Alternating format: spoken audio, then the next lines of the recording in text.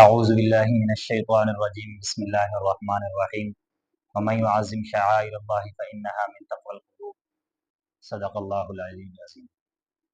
سامعین محترم، سب سے پہلے یہ بات یاد رکھیں، ہماری بہت سی ایسی عبادات ہیں جو کہ رسم بنتی جا رہی ہے۔ قربانی ہے، اب قربانی کتنی بڑی عبادت ہے، کتنی بڑی عبادت ہے، لیکن لوگوں نے اسے کیا سمجھ رکھا ہے؟ لوگوں نے اسے رسم سمجھ رکھا ہے کہ فلانا آدمی قربانی کرتا ہے اور اس کے ساتھ ساتھ جو ہے دوسرا آدمی بھی قربانی کرتا ہے، اس کو ہم نے رسم بنا لیا۔ یاد رکھیں، یہ قربانی جو ہے یہ رسم میں سے نہیں ہے، بلکہ قربانی بہت بڑی اللہ کی عبادت ہے۔ یاد رکھیں قربانی کی روح کیا ہے۔ سب سے پہلے قربانی کی روح کو سمجھیں۔ قربانی کی روح یہ ہے کہ انسان جو ہے اس قربانی کے اندر مشغول رہے، مصروف رہے، اس کے ساتھ ساتھ قربانی کے اندر اس کام میں لگا رہے۔ بہت سارے لوگ، مثال کے طور پہ آپ کو سمجھاتا ہوں، یہ کہتے ہیں کہ یار قربانی کی رقم کسی کو دے دیتے ہیں، وہ قربانی خود کر لیں گے۔ ایسا نہیں ہوتا میرے بھائی۔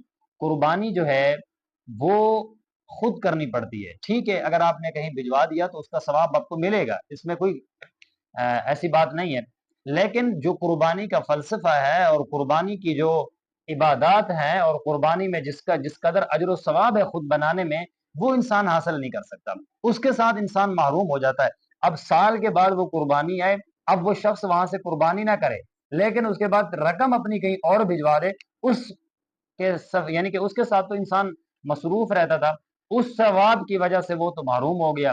انسان آج کل یہی سمجھتا ہے کہ پیسے کسی کو دے دیں، ہمارے ہاں یہ کام نہ کرنا پڑے، اس کو بنانا نہ پڑے، کوئی کسائی ڈھونڈنا نہ پڑے، سامان کو کہاں سے لائیں گے، ہمارے پاس تو سامان بھی مکمل نہیں ہے، گوشت کو کیسے تقسیم کریں گے، یہ تمام چیزوں کو مد نظر رکھتے ہوئے کسی کو دے دیتے ہیں۔